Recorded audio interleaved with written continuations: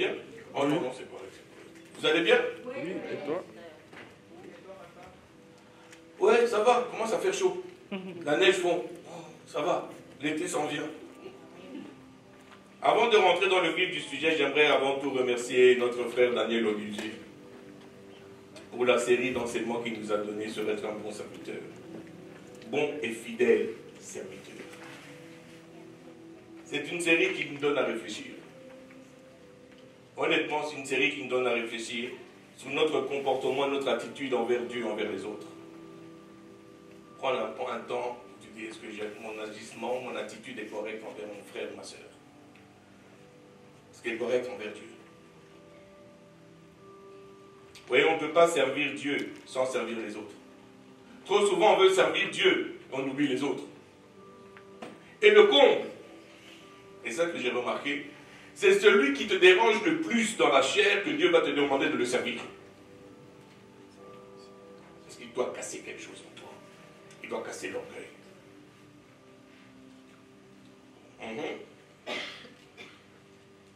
Pasteur, c'est pas qu'il faut être gentil.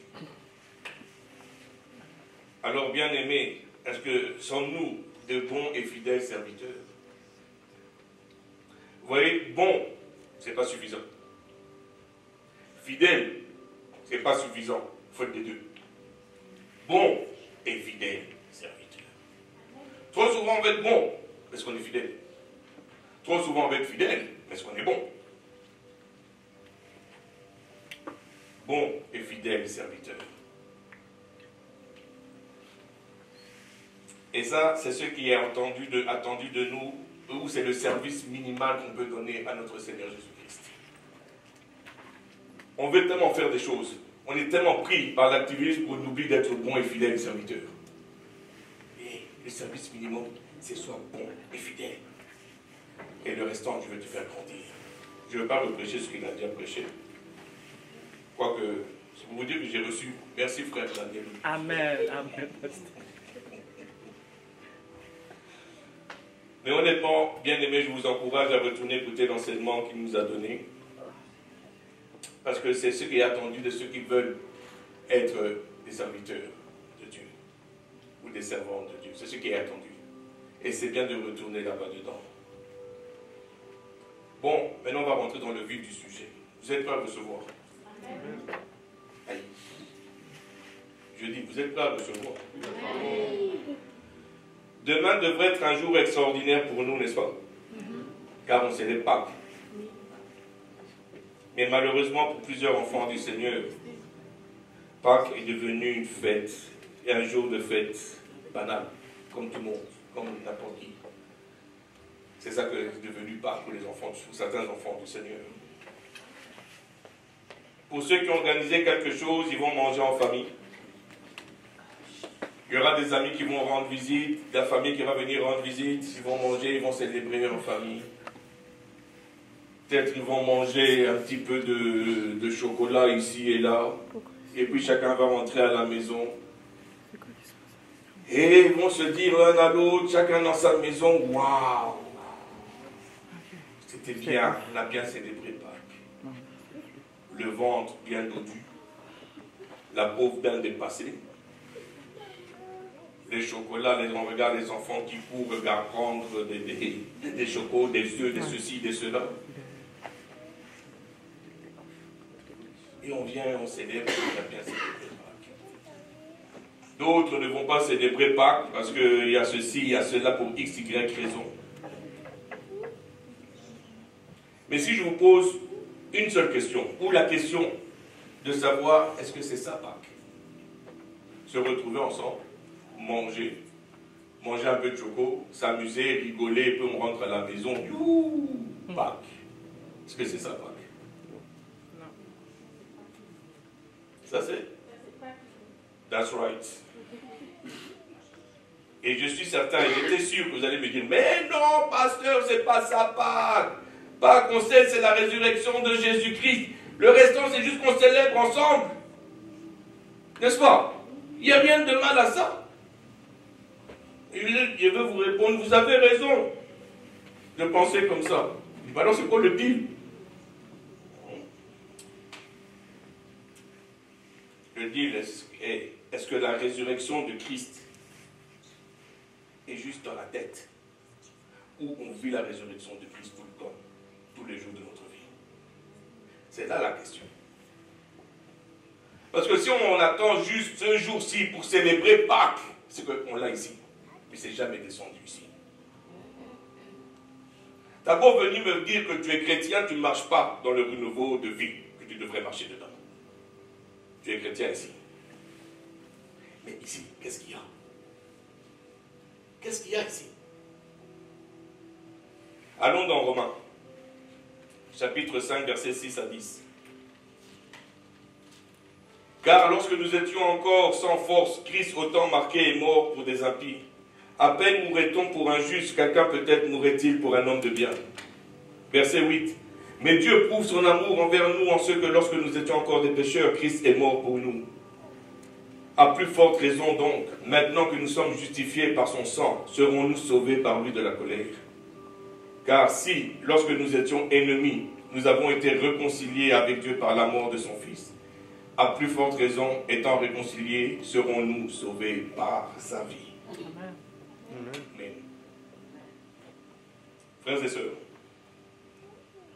lorsqu'on était sans force, on était faible, on n'était même pas capable par nous-mêmes de pouvoir aimer Dieu, tellement qu'on était faible. Quand on était encore ennemis de Dieu, lorsqu'on était incapable de sortir par nous-mêmes de nos péchés, on était tellement accrochés, tellement figés, tellement esclaves, tellement enchaînés de nos péchés, qu'il était impossible pour nous de bouger, impossible pour nous d'élever même nos voix, tellement qu'on était faibles, affamés. Jésus-Christ, le Fils de Dieu, a quitté sa gloire par amour pour nous. Mon Dieu, notre Dieu, il a posé le regard sur chacun d'entre nous et son cœur a commencé à battre.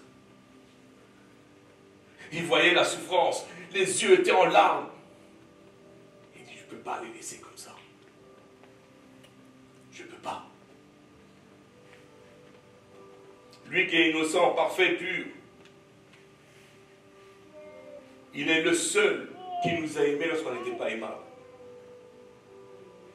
Il est le seul qui est venu, où son regard s'est arrêté et il m'a aimé lorsque j'étais pas aimable. Lorsque la création, tout le monde me rejetait, il a été le seul qui m'a aimé. Le seul qui a arrêté le temps et a posé son regard sur moi. Et il a vu la beauté qu'il y avait à l'intérieur. Dans chacun de nous, c'est ce qu'il a fait. Et il nous aimait tellement qu'il ne pouvait pas nous laisser dans cet état-là. Et le plus beau, c'est qu'il ne voulait pas vivre loin de nous. Il ne pouvait pas vivre loin de nous. C'était insupportable pour lui. Tellement il nous aimait. Et dans son amour, il a regardé le paradis, il dit, il manque quelque chose. Il manque l'homme. Parce qu'il nous aime. Il ne pouvait pas concevoir le paradis sans nous. C'était impossible pour lui. Peut-être que certaines personnes peuvent s'imaginer, ne même pas concevoir même comment le paradis peut être. Mais lui, il est là-bas. Et il regarde et il dit, où se trouvent mes bien-aimés? Ils sont où? Parce que je ne peux pas concevoir le paradis sans eux. Alléluia. Oui, il fallait à tout prix que la situation soit réglée. Et Christ est mort quand rien ne pouvait plaider en notre faveur. Rien. Je posais le péché, la loi, tout venait poser son regard sur Ismaël. Je te dis que je veux te viser. Posait son regard sur Ismaël et il était déjà condamné. Fini. Tout était là pour le condamner. Sous chaque personne venait regarder condamnation. Fini. Tu ne peux rien faire, tu es enchaîné. Qu'est-ce que tu vas faire? Tu es incapable de sortir toi-même de ton péché. Tu es incapable toi-même de crier à lui. Tu es incapable de dire Yahweh.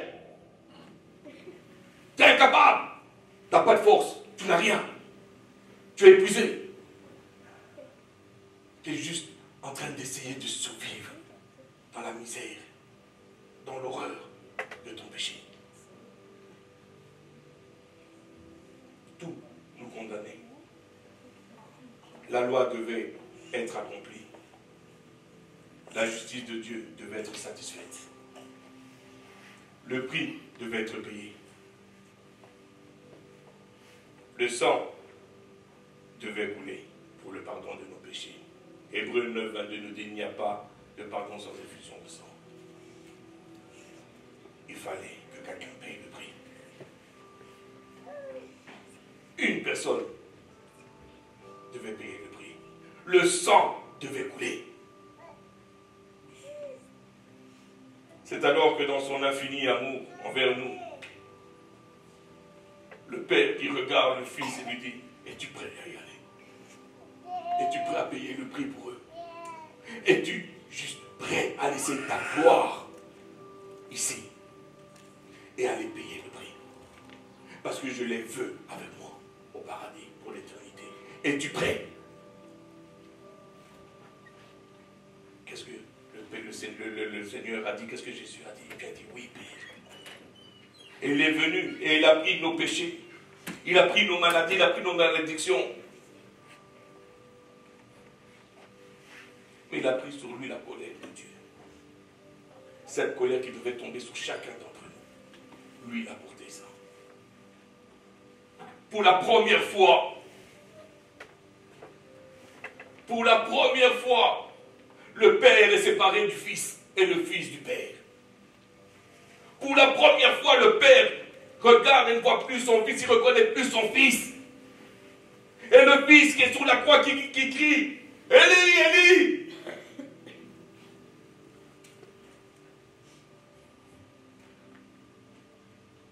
Tout ça par amour pour nous. Parce qu'il nous a aimés. Il était prêt à aller jusqu'au bout. Jésus a reçu le jugement qui devait tomber sur nous. Coupable. Mais quand le juge vient et il tape en accord avec la loi le marteau, il n'y a plus moyen de faire marche arrière. Il a été coupable, vu coupable devant le grand trône. Fini.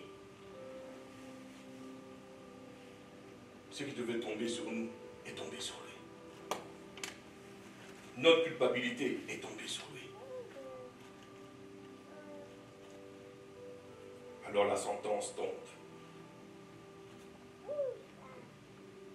Puisque nous étions coupables et qu'il a tout pris, sans un mot, sans un geste brusque, comme une brebis qu'on mène à l'abattoir. Le voilà marcher sur le chemin, en douleur, comme blessé, comme si son corps était devenu une seule blessure, du sang partout, la couronne d'épines qui lui rentre dans le visage. Il a mal, il porte la croix. Et chaque fois qu'il posait le regard sur chacun de nous, il regardait et disait, je les aime, la force vient, papa, j'ai besoin de toi. J'ai besoin de toi, papa. Mais Christ est allé sur la croix. Il est mort pour nous. Il a payé une dette que personne ne pouvait payer, bien aimé.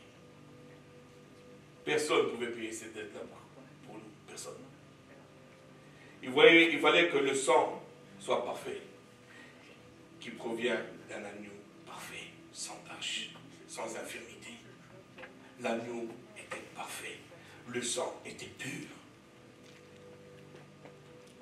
Quand le sang a coulé, ça satisfait la loi. On a été racheté. Vous voyez, personne ne pouvait le faire à part notre Seigneur. Amen. Avant de continuer, j'aimerais qu'on puisse regarder ce petit film. S'il vous plaît.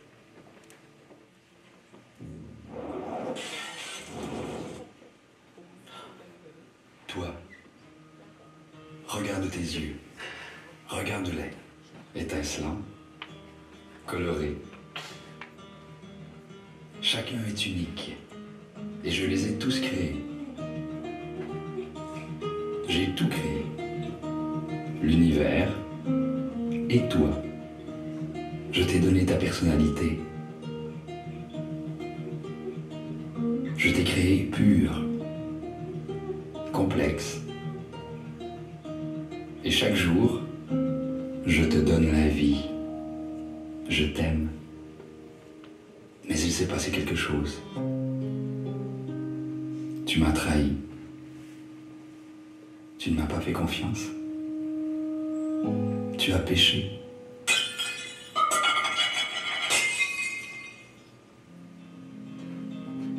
Tu t'es détaché de moi. Et même si tu vis, tu meurs à petit feu. Tu te tournes vers autre chose.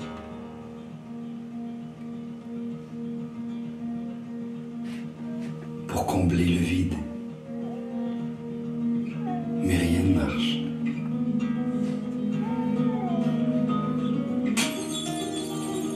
Tout cela te tue encore plus vite.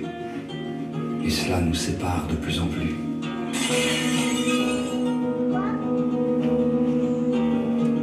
Que cherches-tu ?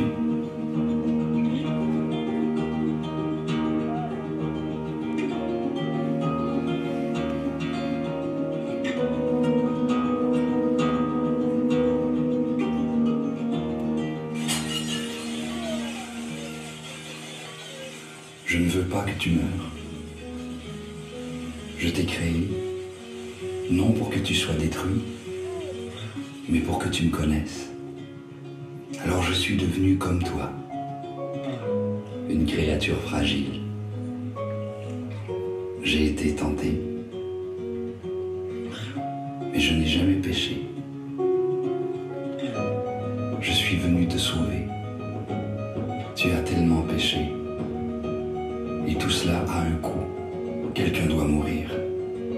Toi ou moi. Alors j'ai pris ton péché. J'ai échangé ma vie contre la tienne. Et je suis mort à ta place. Parce que je t'aime. Puis,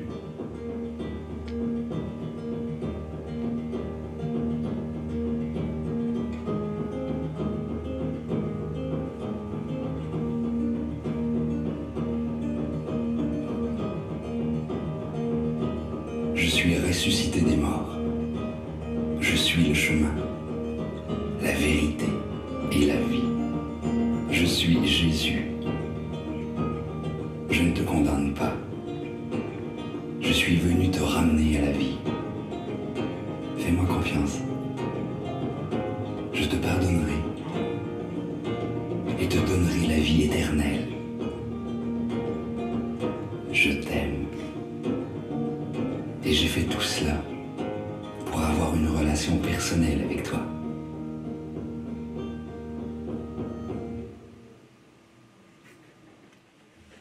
Pâques, c'est la certitude que nous sommes rachetés à un grand prix. Pâques, c'est l'assurance que le Père nous aime tellement qu'il a donné son Fils pour le pardon de nos péchés et de nous donner un accès sans limite à sa présence. Pâques, c'est l'assurance de la vie éternelle pour ceux qui ont fait de lui le Seigneur et Sauveur de leur vie. Pâques, c'est l'assurance de la résurrection lorsque je quitte ce monde. C'est pour aller dans sa présence et vivre éternellement. Pâques, c'est la main d'amour tendue du Père à cette génération, à cette créature que nous sommes. Pâques, bien-aimés, c'est également le jour où nous avons reconnu notre besoin du Seigneur et Sauveur. Quand nous avons accepté de vivre pour Christ et vivre dans ce renouveau de vie qu'il nous a donné. Pâques, ce n'est pas un jour qu'on commémore, je vais y arriver, uniquement, ce n'est pas qu'un symbole de la résurrection de Jésus. Pâques, c'est la manifestation tangible de la vie de Dieu en nous. Pâques, c'est tout simplement laisser la vie de Christ être manifeste en nous et à travers nous. Pâques, c'est vivre dans la résurrection que Christ nous donne dans ce siècle présent afin de faire la différence pour son royaume. Bien-aimés, on devrait donc vivre Pâques tous les jours de notre vie. Car Christ est vivant et il vit en nous. Et puisqu'il vit en nous, nous devrions manifester son amour chaque jour. Vous voyez, Pâques, c'est reconnaître l'amour, le pardon, la réconciliation que nous avons reçue du Père. Pâques, c'est également aimer les autres comme Christ nous a aimés. C'est leur pardonner comme Christ nous a pardonnés. Et je prie que nous ne puissions pas limiter la puissance de la résurrection de notre Seigneur uniquement dans l'au-delà. Mais que nous puissions vivre la puissance de la résurrection ici. Ici. Trop souvent, on pense qu'on va ressusciter de l'autre côté. Mais la vie de Christ est en nous, ici. C'est pas là de l'autre côté, mais ici. Est-ce qu'on peut marcher dans cette puissance de la résurrection?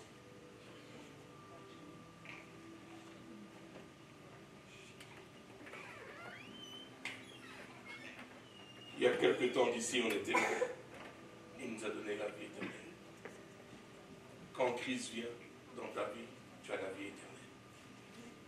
Au moment où tu as fait du Seigneur, de Jésus-Christ, ton Seigneur et Sauveur, à ce moment précis, toi tu ne vas pas le sentir, mais à ce moment précis, la vie éternelle vient de rentrer en toi. Toi tu ne sais pas. Ton corps va juste faire respirer normalement. Mais ton âme, ton esprit, tressaillit. La vie est entrée. Tu commences à aimer même les gens que tu n'aimais pas. Tout change. Parce qu'il y a quelque chose qui est arrivé. Christ est en toi.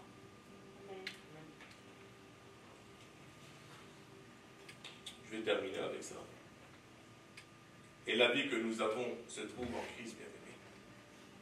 Ce n'est plus ta vie, ce n'est plus ma vie, c'est sa vie que nous vivons. La seule richesse que nous avons ici-bas, c'est Christ et Christ seul. Christ ressuscité. Vous pouvez avoir tout ce que vous voulez, tout ça, ça va rester. La seule chose avec qui je veux partir, c'est la foi que j'ai en mon Père. C'est la seule chose. C'est ça ma richesse. C'est mon Seigneur et Sauveur Jésus-Christ.